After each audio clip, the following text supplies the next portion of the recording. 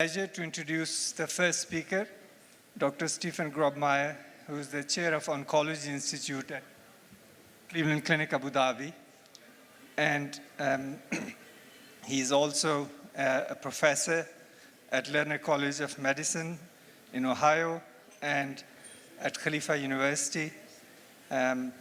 He is a great researcher, and I'm really looking forward to his talk about cancer and obesity, and looking forward to learning a lot. Dr. Stephen Grobmyer. Thank you. Thank you, Javed. And good afternoon, everyone. I'd like to thank the organizers for the honor of the invitation to make a presentation to such an esteemed crowd and group of experts in obesity. I'm a little humbled by the opportunity, and would say it's a little like bringing coals to Newcastle to have me tell you about the impact that obesity has in the world. Nonetheless, we will proceed. So I come from this cancer center. It opened in March of 2023. We were lucky and fortunate to have the visit of Sheikh Khalid come and open the cancer center. As we organized the cancer center, it caused us to ask ourselves, what is it a cancer center really is and what should it do? And obviously there's different things a cancer center can do. One is, and most people recognize it as a place to diagnose and treat cancer. But more importantly, a cancer center should serve as a place and as a leader in a community to screen for cancer, prevent cancer. We should be supporting patients who've been diagnosed with cancer and their families. We should focus on survivorship, which I will touch on later. And we actually don't use the term survivorship anymore. We refer to it as our longevity clinic within the cancer center, which is focused on the well-being of patients after they've recovered from treatment and approaching the rest of their life with good health. And then obviously outreach and public education. We're going to talk today about the relationship between obesity and cancer, and I would submit that this topic touches every aspect of what we do or try to do as a cancer center, and I will touch on many of those topics today. At the beginning of the talk, I want to look at the problem of cancer in the world and what's predicted for the future, and I think that sets the stage for why this topic we're discussing today is so important. We're going to look at the association studies which highlight the association of obesity and certain cancers. And at the end, I want to look at the evidence which is mounting, which looks at the relationship between weight loss and a reduction in cancer risk. And that'll be towards the end of the presentation. So when it comes to cancer, the WHO estimates that 1 in 5 individuals in the world will develop cancer in their lifetime. Major public health problem. And cancer is a global problem. The most common cancer in the world is lung cancer, followed by breast cancer, followed by colorectal cancer, prostate, and gastric cancer. And the rate of cancer varies greatly around the world, and that is all shown on this figure here. At the top are the countries in green where prostate cancer is the most common cancer. Shown in blue is in Asia are countries where lung cancer is the most common. And shown on the rest of the figure are the different countries where certain cancers are more prevalent than others as you look around the globe. At the bottom, you see a similar figure, but it's for women. And you'll see that pink dominates the slide. That suggests and reminds us that breast cancer is the #1 cancer in most countries in the world among women. As we look to the future, one of the big challenges we have is that there are many predictions which have been made which suggest that the rate of cancer in the world is going to significantly increase. And the WHO has predicted that between 2022 and 2050, there will be a 77% rise in the number of cancer cases around the world. This is, again, a very big public health problem. We actually now have data on predictions in the UAE, and this is from a recent paper published in The Economist Impact in December of 2023.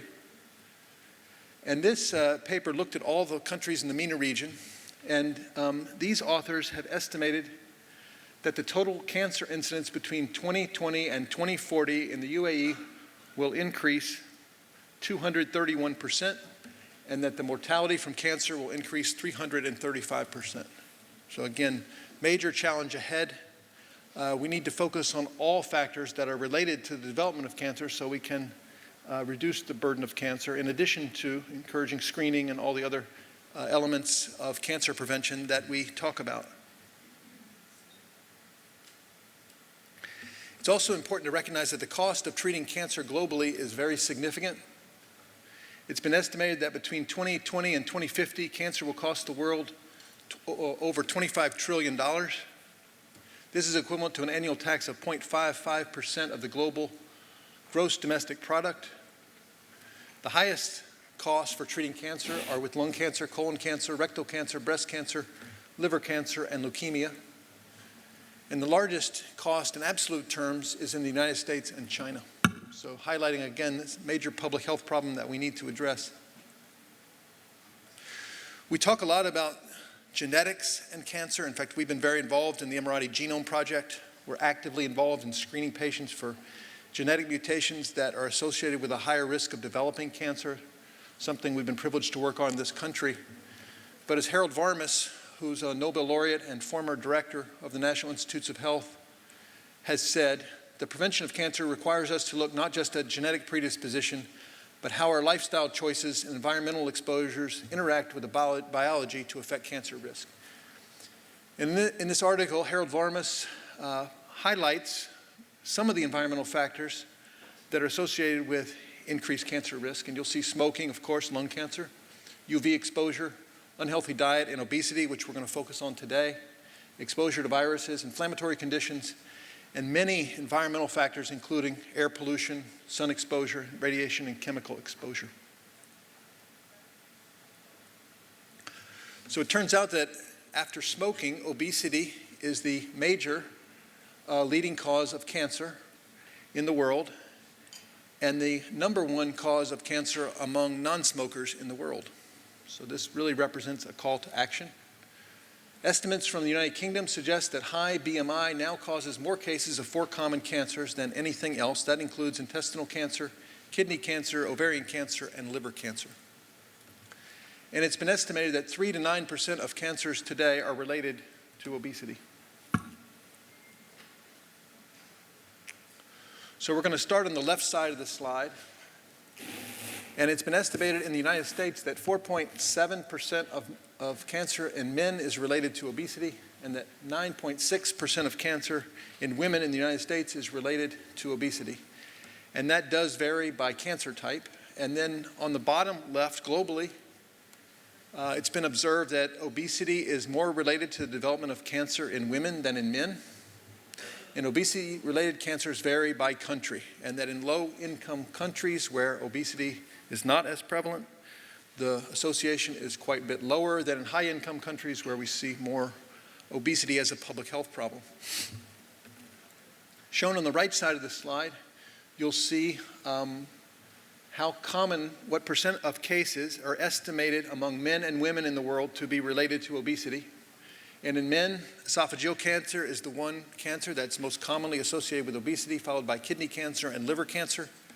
And in women, obesity at the bottom on the right side of the slide, obesity is associated with endometrial cancer, esophageal cancer, kidney cancer, and a variety of other cancers shown on the slide. This slide looks at global patterns in the excess body weight and the associated cancer burden. And it highlights the fact that the impact that obesity has on cancer development is related to the incidence of obesity in various countries around the world, which I'm sure in this conference you have observed varies greatly. And so in countries like the United States, where obesity is very prevalent, you see a strong association between obesity and the development of cancer.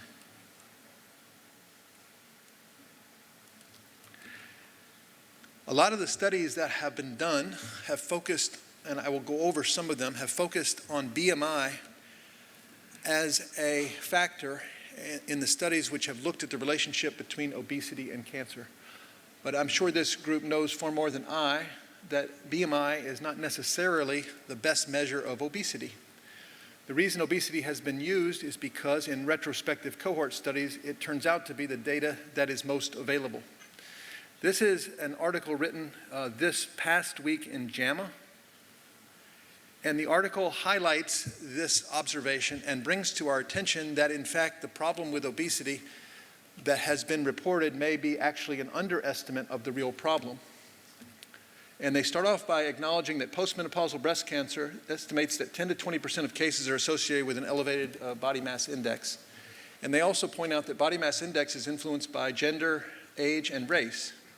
And it's well known that BMI underestimates body fat in older women.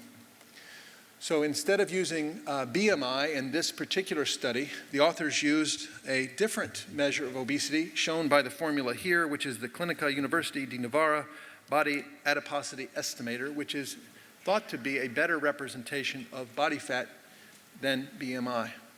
When they took this data set and then they compared the association of body fat with cancer incidence in postmenopausal breast cancer patients, that instead of where using BMI, the association was only 23% attributable to body fat, using this more accurate estimate of body fat, that up to 38% of cases of postmenopausal breast cancer may be related to obesity.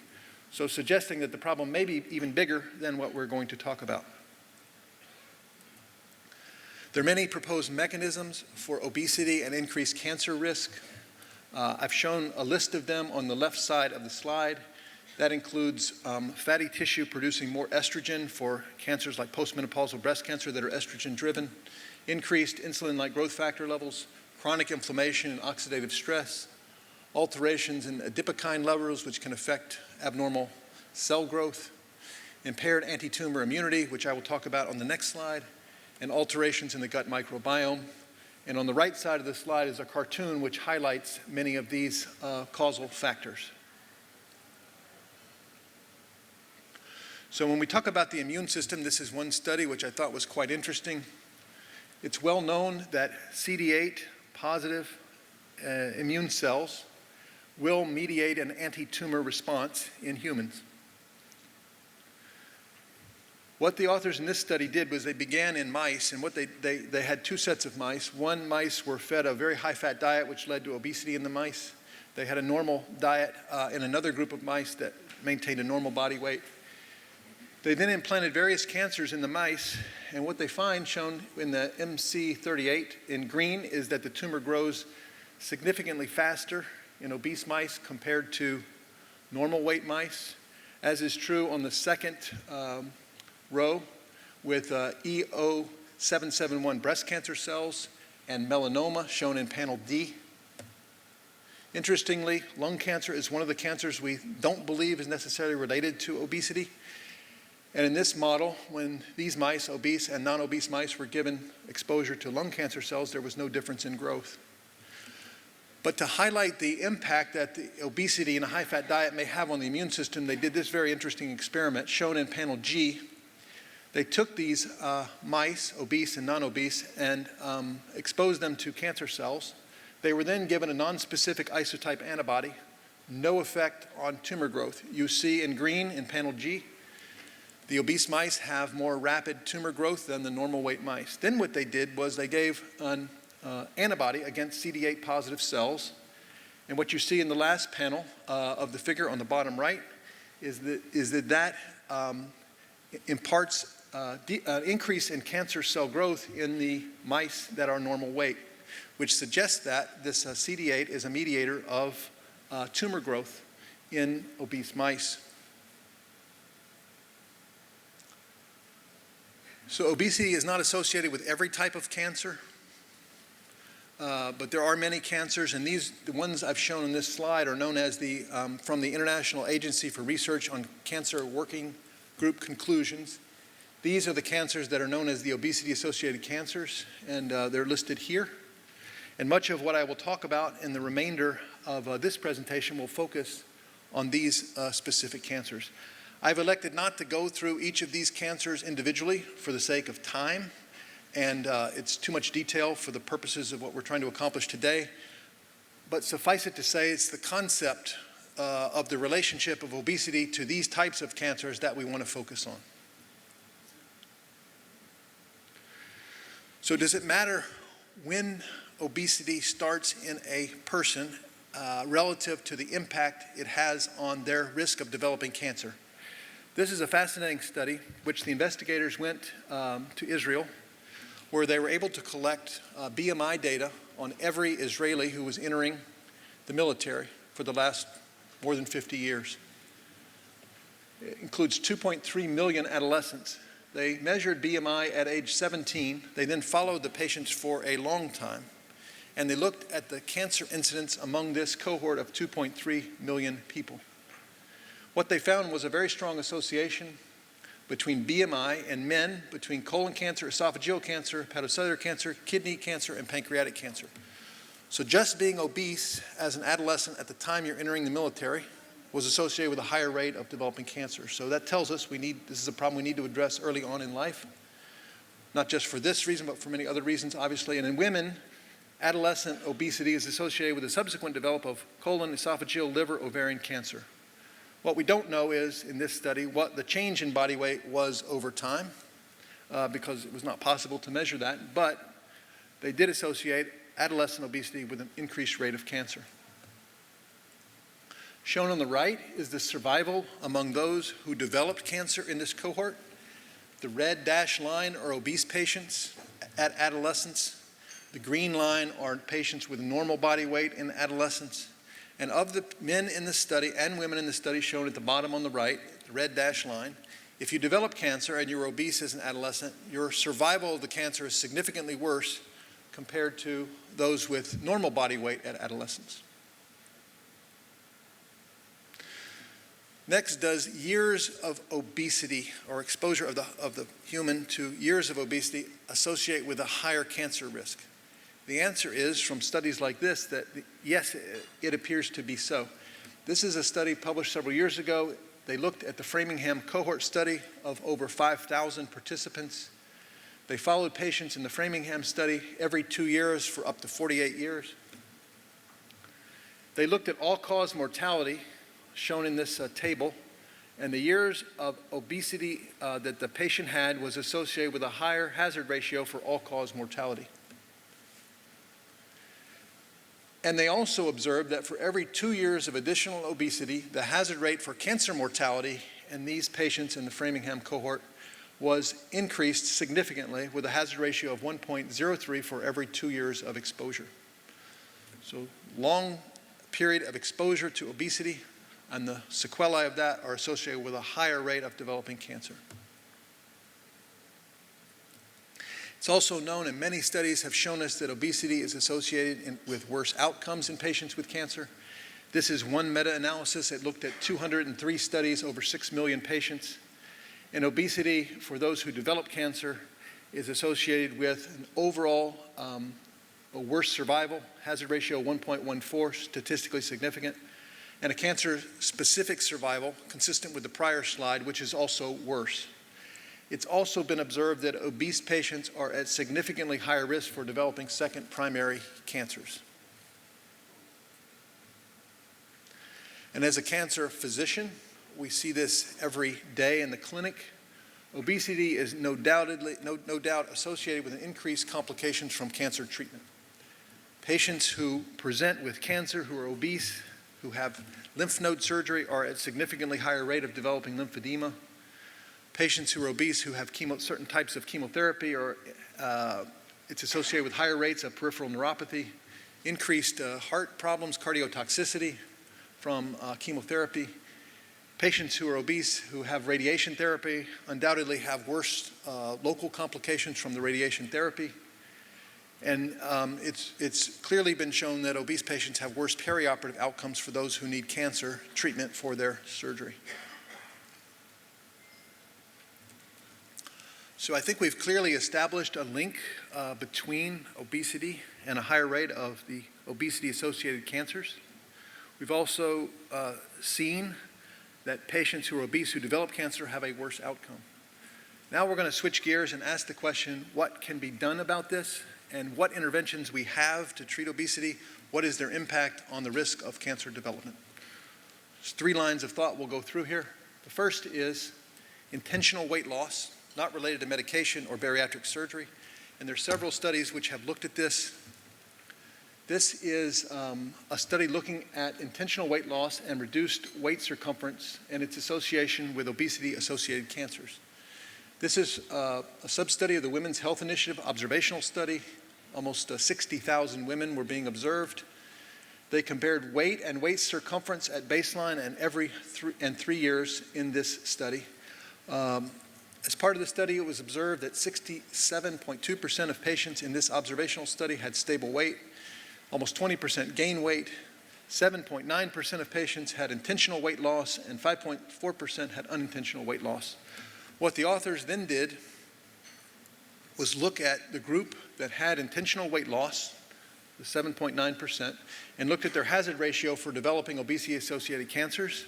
And in fact, there's a significant reduction in obesity-associated cancers for the group with intentional weight loss. Also for those with intentional waist circumference reduction, significant impact on cancer risk. The hazard ratio is 0.88. And it's important to note that this effect on hazard ratio is only seen for those patients with baseline obesity. I'm aware of one randomized trial which has been analyzed to address this issue of lifestyle modification and cancer risk, and it's this study here. It's a sub-study of what's called the Look Ahead trial, which was a multi-centered randomized controlled trial of lifestyle intervention designed to reduce cardiovascular risk among patients with obesity and type 2 diabetes. So there are many papers written about the impact of intentional weight loss in this population and cardiovascular risk. This study was specifically looking at cancer risk. Mind you, the study was not designed or powered to look specifically at cancer risk, but nonetheless, it gives us a very good insight into this relationship between intentional weight loss and cancer risk among obese patients. In this particular study, the authors compared intentional weight loss versus diabetes support and education. They followed the patients for 8 to 11 years. Weight loss was significantly greater in those who had intentional weight loss. At 1 year, the weight loss was 8.7 kilograms in the ILI group versus 0.75 kilograms in the DSE group. And if you look carefully at each of these 3 figures, the far left looks at the cumulative incidence of cancer, and the group that got diabetes education and support only is shown in red, and they have a higher rate of developing any cancer in that group compared to the intentional weight loss group in this randomized trial. It's also true that the incidence of obesity-related cancers is higher in the DSE group compared to the ILI group. And then finally, if you look at the association with cancer mortality, same pattern. What's noteworthy in this study is that none of these relationships were found to be statistically significant, but very close to statistically significant, and most believe that with a larger sample size, statistical significance could be achieved in a study like this. In spite of that, I think it gives very good insight into the relationship between intentional weight loss and the risk of developing cancer. We're going to switch gears quickly and talk about bariatric surgery. And there are a number of studies which have now looked at the association of bariatric surgery with reduced cancer incidence. One of the early studies is the Swedish obese subject study. This was published in Lancet Oncology in 2009. This study took 2010 obese patients who had bariatric surgery and compared them to 2,037 patients who did not have bariatric surgery, who had conventional treatment for their obesity. This is a prospective trial. It was non-randomized. The primary outcome for the analysis was cancer incidence. And what these authors found with a median follow-up of 10.9 years, that's shown on the left, they did not observe a reduction in cancer incidence among men who had bariatric surgery. That's shown on the far left panel. On the right, you see that among women who had bariatric surgery, there was a significant reduction in cancer with the bariatric surgery patients appearing in red compared to the control patients in blue. But this observation and the differences of gender and outcome and cancer risk reduction from a bariatric surgery has not been found in all studies. This is a study which was led by the team at Main Campus Cleveland Clinic. It was published in JAMA in 2022, and they found slightly different results. but it's a matched cohort study of adults with a BMI over 35, almost 30,000 patients. Bariatric surgery patients were matched 1 to 5 with patients who did not have bariatric surgery. Weight loss at 10 years was significantly higher in the bariatric group compared to the control group. What they found in this study was that the bariatric surgery group compared to the control group had a similar reduction in cancer as was shown in the prior study, but in this study there was no difference on gender on the impact of the observations. So some controversy there, but for sure bariatric surgery reduces cancer incidence in women and likely does the same in men. Shown in panel D, it appears that the type of bariatric surgery really had no impact on the cancer risk reduction. And then finally, I want to switch to the GLP-1 receptor antagonist story. And there are a number of studies now coming out that if you're not aware of, you should be aware of. They're actually fascinating to read and digest. This is one study published this year in JAMA Open. It involves 113 million patients with type 2 diabetes. These authors compared in the past patients who were treated with the receptor antagonist versus insulin or metformin for type 2 diabetes between 2005 and 2018. They then looked at the subsequent cancer development in these two groups of patients. Shown at the top are forest plots which compare those patients among these 113 million who were treated with GLP-1 receptor antagonists versus insulin, and the receptor antagonists show a significant reduction in cancer incidence compared to patients treated with insulin. The same was not true when they were compared to a group that received metformin. But it's not clear from studies like this whether the reduction in cancer incidence is due to weight loss, better control of diabetes, or some other factor. And we'll address that in the next slide. So, this is another study published this year. And these authors are from Case Western Reserve University in Cleveland, part of the Case Comprehensive Cancer Center. They did an analysis published this year, which looks at 1.2 million patients with type 2 diabetes and no history of colon cancer. In this study, they're trying to look at the incidence of colon cancer among patients who received the receptor antagonist compared to other treatments for diabetes. These patients were prescribed anti-diabetic medications between 2015 and 2019. They took drug-naive patients as part of this cohort study. They compared the incidence of cancer of those receiving the receptor antagonist to any other treatment for diabetes. The groups were propensity matched, and they looked as the outcome of the study as the first diagnosis of colorectal cancer within 15 years of being in the study. Shown at the top, you see a forest plot of the impact that the GLP-1 treatment had compared to every other treatment on the risk of colorectal cancer. And in every comparison, the drug in the overall cohort reduces the risk of colorectal cancer. In the paper, they actually showed the same figure for the 20% of patients who were obese at the time they were entered into the study. And you see even a more significant impact of the drug. But again, looking at this figure and the above figure, you can't determine whether it's due to weight loss or whether it's due to some other impact of the drug. To answer that question, you need to look at the bottom, which actually is not published in the paper. I had to contact the author to provide this to me. If you look specifically at non-obese patients, the receptor antagonist in every case has an impact on colon cancer risk. This suggests that, that the drugs are having some effect in addition to weight loss on cancer incidence that's yet to be explained, but worthy of certainly further investigation. I would be remiss not to mention the work that's been written and the studies that have been done looking at the association of these drugs and cancer risk. There's data like this out there from the French National Health System. It suggests a hazard ratio for developing thyroid cancer if you're on these receptor antagonists. That's shown here. All studies, however, are not consistent in this regard. This is a study from the Korean National Health Insurance Service, very recently published this year. They did propensity matching study. They showed no increased rate of cancer among the patients on the drugs, but that patients in the diabetic group were observed to have a higher rate of cancer. There have been several meta-analyses that don't either come to the same conclusion. Shown on the left is one meta-analysis published in 2019. In that meta-analysis, no significant difference in the risk of thyroid cancer was seen between the GLP-1 receptor antagonists and competitors. In contradistinction, other meta-analyses recently published do show a slight increased rate of thyroid cancer in patients receiving those medications. There's also been some concern about a risk of pancreatic cancer in patients receiving these medications. This is a study which is yet to be published. It's in press. It's in the Journal of the National Cancer Institute.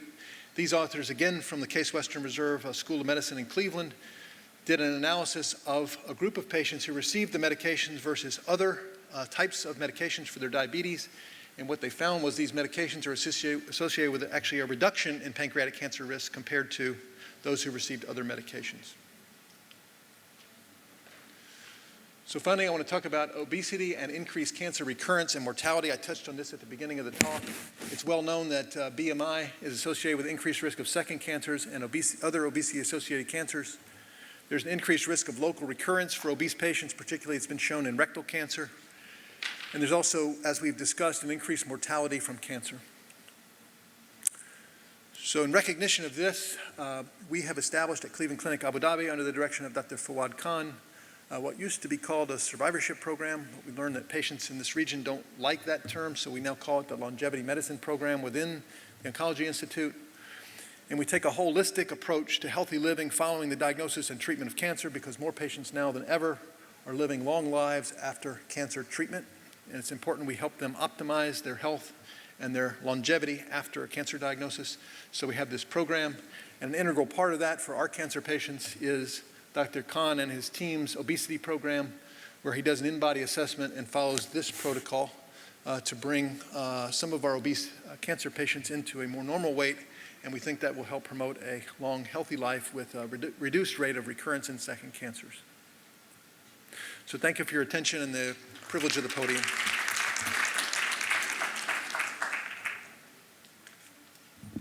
Thank you very much, Dr. Grobmyer, for a fascinating insight into cancer and obesity. Do we have any questions? So I have a question for patients who had cancer surgery or other treatments and they are obese now, and you have shown very clearly that the risk of recurrence or second cancers is higher. So would you recommend referring those patients for weight loss treatments, including surgery, post-cancer treatment? 100% is the answer. And I don't think as an oncology community there's been enough attention paid to this issue. And I'm working with Dr. Fawad. In fact, we've had conversations in the last month about how I think we need to be much more proactive in addressing this issue, both with the resources we have in the Cancer Center and all of our metabolic experts across not only Cleveland Clinic Abu Dhabi, but across the UAE to help address this problem. Thank you. We have Dr. Carl LaRue as well for one last question. Thank you very much. Great talk. May I just ask, for patients who have obesity, very often they get suboptimal cancer treatment, either suboptimal surgery or suboptimal chemo and radiotherapy. What would be the thinking of oncologists if we actually, when patients are diagnosed, start obesity treatment at that point to actually facilitate cancer treatment? There's obviously challenges in that, but would that be something that can be considered in clinical trial settings? I definitely think so. One issue you run into is, and I think you were alluding to this, is the timing of the impact of any of our interventions and the sort of emergent nature of starting cancer treatment. But we've actually established with our lifestyle medicine team at Cleveland Clinic Abu Dhabi and Dr. Fawad a lifestyle program where not just our obese patients, but all the patients that we see with their newly diagnosed have these issues addressed. We get lots of questions about diet, exercise. Obesity is another thing that we need to prioritize, but it's definitely part of something we should pay more attention to. Thank you. Thank you. Thank you very much. We would love to talk more about it, but we are pressed for time. Thank you for a wonderful presentation. We have